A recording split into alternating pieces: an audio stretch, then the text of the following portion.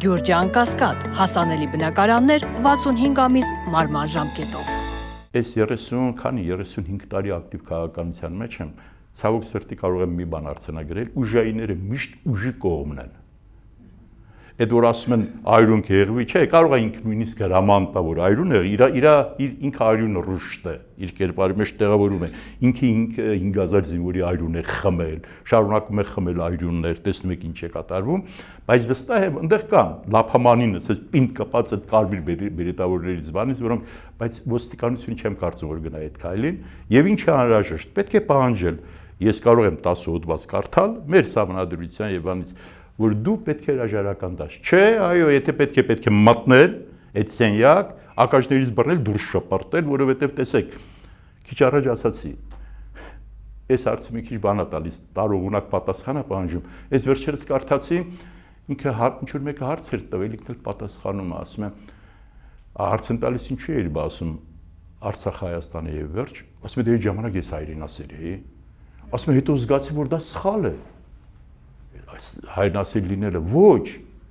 հիմա ես թուրքասեր եմ, մոտավորապես դա է ասում, վաղն էլ կարող է Բուրկինա Ֆասոյի ինչ-որ բան լինի, ասի Բուրկինա Ֆասոյի բան եմ, բայց դա ինչ է նշանակում, իսկապես սա ուզում եմ շեշտել Քրիստինա, որ հասկանա, որ ինձ այնպես չեմ ասում, երբ խոսում ենք պատերազմի մասին 44 օրը, ես մի առիթով, չգիտեմ, եթե իմ այդ գրածների ուշադրություն դարձնում եք, ասեցի, որ դու ես պրովոկացիա արել, դու ես սադրել այդ պատերազմը, որովհետև երբ 19 թվականի աշնանը Ստեփանակերտում հայտարարեց Արցախ Հայաստանի եւ վերջ, ոչ ոք լուրջ կարգավիճակ ունեցող դիվանագիտական շրջանակում նույնիսկ դեսպանը որևէ չի ասել որ Արցախ Հայաստանը եւ վերջ։ Այո, Մոնթեն, այնտեղ մեր Անգալադյանը, բան կարող էին ասել, նրանք կարվող տղեկ էին, բայց դու պետության առաջի դեմք ես եւ նրանք ովքեր մի քիչ միջազգային կառույցներին հետևում են ինչ է գրվում, միանգամից կարդացին, որ Թուրքիան եւ Ադրբեջանը հարձակվեցին եւ ճշգրիտ ասեցին եղբայր, սրանք այդ որ ասում են Արցախի հետ կապված որ դա ինքնորոշման մասին չի, սա ուղղային պահանջ է մեր նկատմամբ եւ ցիտում էին դրան եւ իրենք լեգիտիմ հիմք ստեղծեցին որ հարձակվեն 44 օրյա պատերազմը եւ դրա համար որևէ պետություն բան չարեց, այսպես բացահայտ տեր չկանգնեց մեզ, որովհետեւ իրենք բերել էին բավականին լուրջ համաձայնություն, կոնսենսուս որ ինքը հողային պահանջ է ներկայացվել, իսկ միջազգային նորմերով որևէ նորմ չի արգելում որևէ պետության, որպեսզի ինքը իր տարածքային ամբողջականությունը ներողություն պաշտպանի եւ դրան գումարած դե իհարկե իրենք թուրքավարի դա արեցին, հա, գենոցիդ անելով, ցեղասպանություն, էթնոցիդելով, բայց այ ապրես ինչպես օրեն։ Հիմա ինչ եմ ուզում ասել, ինքը տարբեր էլի չեմ ասում 22 թվականի հոկտեմբերի 6-ի Պրահայի բանը, ինքը մեր սահմանադրությունը ամեն օր է ամեն տեղ է խախտել, բայց ամենադաժան բանը, որ անպատասխան մնաց, շատ անկեղծ խոստովանեց ազգային ժողովի ամբիոնից, որ մենք կարող էինք ունենալ այս նույն իրավիճակը, ինչ որ հիմա ունենք, երբ խոսք եղավ Արցախի հետ կապված, շնորհիվ ինքը Արցախ չի ասում, Լեռնային Ղարաբաղ է ասում, ինքն էլ են ազգային ժողովի նախագահն էլ, մենք կարող էինք ունենալ այս նույն վիճակը առանց 5000 զոհի եւ որևէ այդ մեր անպատասխան կառույցներից որևէ մեկը չասեց, այ սրիկա, այսինքն քո իշխանությունը պահելու համար դու 5000 զոհ ես, այսինքն գլխատել ես մարդու, այստեղ պետք է մի բան ասեմ, որտեղ ասում տարողունակ պատասխանա պահանջում դա, այս վերջերս խոսում եմ, որ այդ անհեթեթությունը, այս մուլտիպլիկացիա ինչ որ կա, այս իբր թե որ պատրաստվել են եղաշրջում բան նման, չեմ պատկերացնում 2024 թվականի պլան են, քանի որ դուք անդրադարձաք, ասեմ, ուղղակի ուզում եմ հնչի դա, 2024 թվականին իրագործվելիք պլան են հրապարակել, դրա հիման վրա իրականացնում են օպերացիա եւ այն իրավապահները, ովքեր բացահայտել են 1 տարի առաջ իրականացվելիք, ենթադրաբար իրականացվելիք պլանը, հիմա պիտի ներկայացվեն պարգևատրման։ Ախր այնքան լավ գիտեք այդ ամեն ինչը, բայց որտեղ խոսում ենք հեռուստադիտողի համար, տեսեք, ասիկ այն ինչ որ հիմա մենք ասում ենք, չէ, ուրեմն ասում են, որ սա մի նոր, ուրեմն հոկտեմբերի 27 է։ Զուգահեռները։ Այո, հոկտեմբերի 27 մենք ունեցանք։ Շատ ուշադիր լսեք։ Այդ ինչ որ ասում եմ մուլտիպլիկացիա է, այսինքն ոնց եք պատկերացնում, գաղտնի օպերացիա են կազմակերպում 30 հոգու հետ նստել քննարկում են, հա, այդ դեպքում ինձ երրորդն ավելորդ է։ Սա, չգիտեմ, սցենարի հեղինակն ով է եղել, Քրիստինեն շատ ճիշտ նսեց, մի տարի առաջվա սցենար է, որը չգիտեմ ինչ է։ Ասում եմ մուլտիպլիկացիայի սցենար է, եւ հետո կպարզեի, որ այդ նստածներից կեսը իրենց գործակալներն են եղել, բայց եղել է հոկտեմբերի 27 այն ժամանակ էլ ահաբեկիչները իշխանության համար էին անում։ Կարող է ուրիշ սովուսի տակ էին ասում։ Հիմա էլ որովհետև այս նույնը Նիկոլ Փաշինյանը նույն իշխանության համար նույն գլխատեց 1000 անգամ ավելի զոհ տվեցինք։ Ինքը երբ 5000 մեր զինվորներին գլխատեց, վերջում ինչ ասաց, որ ինձ ճշնամի, ինձ դավաճան չասեն եւ իշխանությունից չեռացնեն։ Այսինքն, եթե ուզում ես զուգահեռ անցկացնես, դժբախտաբար մենք հոկտեմբերի 27 կրկնեց այս ոչնչությունը, այս այրուն ռուշտ կերպարը։ Դրա համար ինչու եմ այսքան ծավալվում, ինչու եմ այսքան գալիս։ Այնպես է ստացվել, իսկապես ասում եմ, այս զուրկ ենք իմունիտետից, այնպես է ստացվել, որ մենք չենք կարողանում հասկանալ ինչ կատարվեց մեզ հետ։ Մենք չենք կարողանում։ Մեր հավաքական կերպարը, հավաքական միտքը չի գալիս ասել մի հատ նստենք հանգիստ։ Տեսնենք, այս ինչ է կատարվում մեզ հետ։ Հանգստանալու ժամանակ միգուցե չունենք, պարոն Հակոբյան։ Իսկ թվում է, այնտեղ չեմ ուզում այսօր անդրադառնալ բանի։ Գիտես, խանգարում է, նպատակային է դա։ Եթե մենք վերջնենք, թե ոնց սրանք եկան իշխանության, ինչու այդ 20 թվականի նոյեմբերի 9-ից հետո ինչ կատարվեց, ինչպես եղավ, որ նրանք նորից կարողացան հաղթել։ Այս եթե մենք կարողանայինք վերլուծել, շատ օբյեկտիվորեն։ Գիտեք, դա քաղաքագիտության ակսիոմներից է, ոսկե կանոններից է, որպեսզի չկրկնես սխալները նախկին, երբ քաղաքականության մասին, պետք է դու կարողանաս ճիշտ գնահատական տալ։ Առավել երբ այդ նախկինի հետևանքներով դու ունես գլխատված Արցախ, այդքան զոհեր եւ ստորացված Հայաստան։ Այսինքն խնդիրը որն է, որ դուք քիչ առաջ ասացիք, չէ, ձեր արտադրման մեջ։ Մենք գուցե նեղանում են երբեմն, որ ասում են, որ երևի արժանի ենք այս վիճակին, որտեղ մեր հավաքական միտքը այսօր էլ ինչ որ կատարում, մեր հավաքական միտքը, մեր հավաքական ամբոստությունը այսօր պատրաստ չի դիմակայելու այս հոգեխանգարված մարդը, այստեղ պիտի ասեմ, ամեն ինչից զատ սա հոգեկան խնդիրներ ունի։ Սա իսկապես հոգեբուժի, հոգեբանի խնդիր ունի, չի բացառվում, որ երբ վաղը իսկապես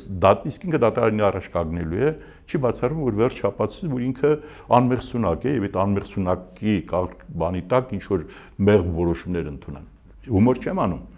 Այն ինչ որ ինքը անում է հիմա, մենակ անմեղսունակ հոգեխանգարված ինչ որ մի ազգադավ սիրիկան կանի։ Հոգեբանները դրա գնահատականը կարծում եմ կտան, բայց ձեր խոսքում ասցիք, եթե 60-70 հոգի մարդ հավաքվի, այո, 60-70,000 մարդ հավաքվի, պարոն Հակոբյան, 20 թվականից հետո մենք տեսել ենք հավանաբար 3 կամ 4 շարժում,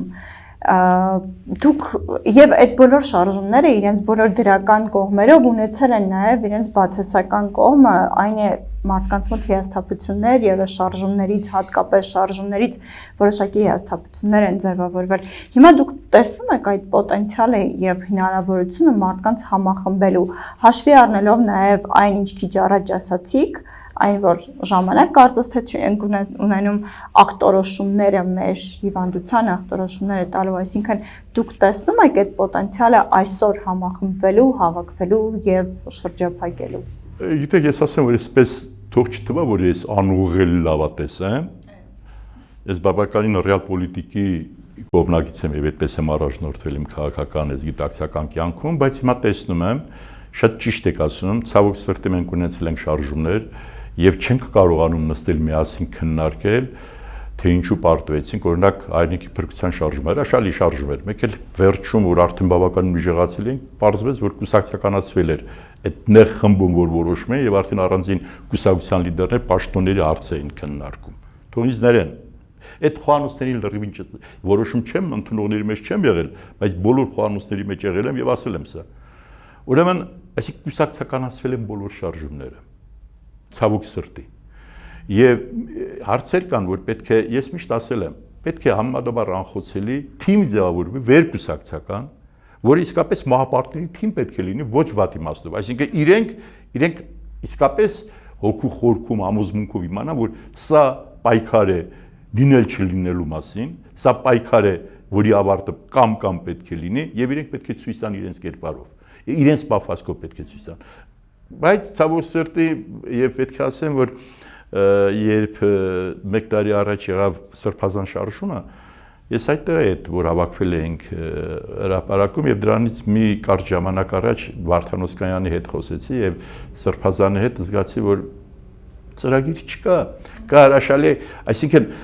մենք այդպես էլ չսովորեցինք, որ մարդկանց որ հավաքում ենք, այդ մարդիկ չեն եկել դասախոսություններ լսելու, Աստվածաաճո այսպես բան, մեկը ռետորական տաղանդն է ցույց տալիս, այն մյուսը ցույց է տալիս, թե մեր կուսակցությունը ինչքան է նվիրված այս բանին։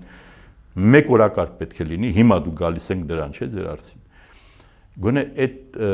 սխալներից կարողանալ օգտվել, որտեղ նորմալ բանական մարդու մոտ պետք է միշտ լինի զգացում, որ պետք է սխալներից օգտվել, առավելևս երբ այդ սխալները դու ես գործել։ Նորմալ մարդիկ ուրիշների նորմալ համահավաքականությունները ուրիշների սխալներից են օգտվում, բայց գոնե դու քոնից օգտվի եւ հասկացի, որ այսօր պետք է հավաքել այդ 70-80 հազար մարդուն, առանց այդ ավելորդ դասախոսությունների, առանց 1000-րդ անգամ կրկնելու, որ սրանք սերիկաներ են, ազգադավ են, չգիտեմ ինչ են, մեկ օրակարգով չեն կռանում, քան իրենք չեն եռան։ Եվ ես քիչ առաջ ասացի, այն որ մեկը ինձ ասում է, բա միջազգային կառույցները ինչ կանեն, եթե մենք այդպես պարտադրանքով իրենց վռնդենք բաներից, այդ միջազգային կառույցները ինչ արեցին, որ ցեղասպանություն իրականացրին Արցախում։ Ինչ արեցին, երբ էթնոզտեցին Արցախը։ Ինչ արեցին, երբ ֆոսֆորական զենք օգտագործեցին Արցախի նկատմամբ։ Ինչ արեցին, որ այսօր մատել են ջերմուկ 240 կիլոմետր դուրս չեն գալիս։ Ինչ արեցին, որ այնտեղ, չգիտեմ, այդ ամեն ինչը։ Թող դատապարտեն եւ այդքանով ավարտեն իրենց սարքելիցինը։ Քրիստիան ջան, այսօր որևէ միջազգային կառույց ըստ էության դե ֆակտո գոյություն չունի, դե ֆակտո չունի։ Եվ համոզված եմ, ես համոզված եմ, քիչ առաջ ես մեր ժողովրդին լավ գիտեմ։ Այդ որ վախացնում են, այ տեսեք պետությունը, երեք նայում եմ ամենա այլասերված կերպարները ազգային ժողովի այս 2 օրը հանրայինով խոսում են մի հատ ոչ թե PR եմ անում, մի հատ նայեք եւ զզվեք դրանցից, որտեվ մեկ ազգային ժողովի նախագահ կոչվածն է, որը խոսում է թե գնում են, չգիտեմ, հեղաշրջման են գնում, ինչ են անում, եւ մյուսը ոչ պակասելի այլասերված Անդրանիկ Քոչարյանը։ Բնության մեջ կրծողների դասին պատկանող պես մացառախոզեր են կոչվում, դիկաբրազի, հա, դրանք երկուսով իրար ատում են։ Հա, բաժանվում են ինչ որ ուզում են շրջապատ բան գտնեն, որտեվ շատ վատ կերպարներ են, տեսնում են չեն կարողանում գտնել, գալիս էլի իրար կողք են կանգնում, բայց որտեվ ցեխակ, այսինքն այդ ինչ է, փշակոլոր են, իրարից արյուն են անում, էլի բաժանվում են, սրանք այդ նույնն են, շատ բան մարդիկ են, էլի, եւ հիմա ինչ են ասում։ Բերում են հոկտեմբերի 27։ Երկուսն էլ խոսեցին Հրանտ Մարգարյանի մասին։ Տեսակ Հրանտ Մարգարյանը ասեց ինչ է, պորտուկում էր դա, այսինքն սփորքայի տղա է, մարդ է։ Հիմա այդ բառը գուցե ուրիշ բառ պիտի օգտագործեն։ Հիմա ես եմ ասում, այո, պորտուկում է, ինչ պիտի անեք, սերիկաներ։ Հիմա ինչ են ասում, փոխանակ այդան երկուսն էլ ցենկի գան Հրանտի առաջ, ասեն, խնդրում եմ, մի քիչ դաստում ես, ոնց տղամարդ լինենք։ Օրինակ, ազգային ժողովի այդ ղզիկ նախագահը, որը այստեղ պետք է միջանկյալ ասեմ, ինքը մեր ազգի ոչ պակաս թշնամին է, քանի եմ վիժվածքը, եթե գնա 24 թվականի հոկտեմբերի 17-ի ուրեմն ազատությունը ռադիոկայանին տված հարցազրույցում ինքը արդարացնում է թուրքերի կողմից, թշնամու կողմից Արցախի ուրեմն այդ Արցախի նկատմամբ էթնոզտումը եւ ցեղասպանությունը, ասելով որ գիտեք միջազգային բան կա ինչ է, այն ՄԱԿ-ի անվտանգության խորհրդի բանաձևերն էլ չգիտի, ասում է 3-4։ Ինչ եմ սա ասում, որպեսզի սրանք մարդ չեն, որ հրավիրեմ բանավեճի չեն գա, որ գա բացատրեմ այ ղզիկ սերիկա, այ քաղաքական տրանսգենդեր, օրվա քաղաքական կուրսով տեսակդ փողող։ Այդ նույն ՄԱԿ-ի անվտանգության խորհրդի բանաձևերը, որ եղավ, հիշում եք, 4 բանաձևեր են, ոչ թե 3, այլ 4, որ պետք է Հայաստանը իր զորքերը Արցախը դուրս աներ այդ իրենց ձևակերպումով գրաված տարածքներից, այդ 7 շրջաներից։ Եվ ինչու դուրս չեկան, որովհետև հետո Մինսկի մեր այդ գիտեք երանախագահությունը նամակով դիմեց ՄԱԿ-ին, անվտանգության խորհրդին, որովհետև Ադրբեջանը չի կատարել այդ նախապայմաններից 3-ը գլխավոր, որի առաջին նախապայմանը, որ պետք է ապաշրջափակի Արցախը։ Հասկանում եք, սա շատ կարևոր է, խնդրում եմ ուշադրություն դարձրեք, որովհետև ասում են, որ մենք չենք կատարել, արգելի հերոստատիտով, որ մեր կողմը, հայկական կողմը չի կատարել այդ ՄԱԿ-ի, բանաձևերը, բայց երանախագահությունը Ամերիկա, Ֆրանսիա եւ Ռուսաստան նամակ գրեցին ՄԱԿ-ի անվտանգության խորհուրդը, որը ի գիտություն ընդունեց եւ ոչ թե մեղադրեց Հայաստանին, որ Հայաստանը չի կատարել այդ անվտանգության խորհրդի որոշումները, այլ որտեվ Ադրբեջանը, բայց որտեվ այս տղային ավելի շատ հետաքրքրում է, ասենք, որ ասֆալտի տենդերը ինչ արժի, ինչպես արդարացնել կամ ասենք Վիվարոյի աշխատապահությանը մի քիչ ավելի մոտ դրանով է զբաղված, նրան չի հետաքրքրում։ Նրան մենակ դու հնարավորություն, որ քեզ թիկնապա լինի, որ բռնեն քո հակառակորդի թևերը, որ դու թքես սերիկայաբար իր վրա, եւ պաշտոն տուր։ Այստեղ մի բան էլ պետք է ասեմ, երբ քիչ առաջ խոսում էինք մեր ուժային կառույցների եւ դատաիրավական համակարգի մասին, մի հատ խարակտերն է, մի հատ շատ այսպես այդ ամբողջ համակարգին հարիր ինչով որ իրենք ապրում են ինչ համակարգում, համարժեք ուրեմն արժե համակարգում մի օրինակ բերեմ։ Սա ասվել է, բայց քիչ է ասվել եւ իրական գնահատական չի տրվել։ Այսինքն, եթե միտեղ գլխավոր դատախազը կարող է արդարեցնել ազգային ժողովի կողմից արած ստորությունը, երբ ձեր բոլորի հարկերի հաշվին վարձատրվող թիկնապարներին հրահանգի ասի դուք բռնեք քաղաքացու թևերը, ինքը թքում է քաղաքացու դեմքին եւ գլխավոր դատախազը արդարացնում է, ասում է դե հակաօրինական բան չկա այն դեպքում, որ բացառիկ տգետ է, որ իրավագիտության հետ կապ ունի, կարող է ասել, որ առնվազն 2 հոդված կա քրեական, որով պետք է պատժվի։ Մեկը մարդու իրավունքների կոպիտ խախտում եւ երկրորդը զբաղեցրած ուրեմն պաշտոնի չարաշահում, զբաղեցրած երկի Էլ դրանից հետո խոսել, որ կարող է պետական կառույցները ժողովրդի իրավունքներին տեր կանգնել, նշանակում է գլխով պատին խփել։ Դրա համար ասում եմ, հարգելի ժողովուրդ, հարգելի քաղաքացի, դու անտեր ես։ Քո հարկերով վարձատրվող պետական կառույցները քեզ անտեր են թողել եւ միայն դարձել են փալաս այս երկոտանների մոտ։ Պաշտպանում են միայն դրանց շահերը։ Երբ որ ես ասում եմ շատ կներեք, իմ փորձը նաև իմ եղած գիտելիքը օգտագործելով, որ ցանկացած ձևով այս սերիկաներից պետությունը փրկելը, դա սահմանադրական, ուրեմն հենց այնպես չեմ ասում, որովհետև քեզ ուրիշ հնարավորություն չեն թողնում, որովհետև քեզ նվաստացրել, ստորացրել են, եւ քո բնական իրավունքը, որ դու ծնվելուց քեզ հետ բերել ես, այս պահին պիտի օգտագործես իրենցից ազատես։ Քրիստիան ջան, ինչ եմ մի քանի անգամ ասում, որովհետև երբեմն ինձ ասում են ոնց կարելի է այդպես միջազգային եւ այլն, ես ինչ որ ասում եմ սահմանադրության նորմերի շրջանակում եմ ասում, միջազգային կոնվենցիաների շրջանակում եմ ասում, եւ դուք մի վախեցեք, այս որ անում են, վախացնում են, բառման, սրանք սերիկաներ են, ղզիկ սերիկաներ են, սրանց մոտ տղամարդկային որակի պակաս կա, չհասթափվեք, պինդ մնացեք, ես վստահ եմ, այդ որ ձևավորվեց, որ իսկապես գնացինք այդ կառավարություն, առաջ շարքերում եմ լինելու, թող այդ տարիքից կամ բանից չնայեն, իսկապես սրանց, եթե սահմանադրության նորմերին չեն ենթարկվում, պիտի մատնես հակաժներից բռնես դուրս շպրտես, դա հեղաշրջում կկոչվի, ապստամբություն կկոչվի, ես իմ եւ իմ իրավունքների տեր եմ, եւ վերջում, ինչու եմ այս բառապաշարը օգտագործում, ես այս բառապաշարը օգտագործում եմ, որովհետև այդ սերիկան, այդ վիժվածքը, որ ժամանակին ասում էր հարց տվեցին, ինչ կանես ընդդիմության հետ, ասում էր կբռնեմ կշինեմ, ներողություն, հիմա ցիտում եմ այդ սերիկային, ես 300,000 մարդ առնվազն իմ իմացած, որ 21 թվականին ձայն էին տվել, դրանց անունից ասում եմ, դու ղալատ կանես, ստոր սերիկա, դու ղալատ կանես, շատ ղալատ կանես, եւ այդ մյուս այն թքող լակոտը մեր պոետ Խաչիկն է շատ գեղեցիկ տվել, ինքը պատմության մեջ կմնա որպես թքող լակոտ, ոչ թե ազգային ժողովի պատգամավոր։ Այն որ ինքը իրեն այսպես թվում էր, թե սենց զոր տղա է ասում էր բռնեք թևերից։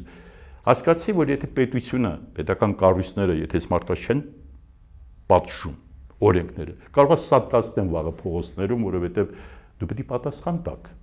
Այնպես չի, որ միշտ դատախազ կլինի ձեր կողքը, մեր հարկերով վարձատրվող թիկնապարներ, որ ձեզ կփրկեն, դուք պետք է պատասխան տաք եւ տալու եք։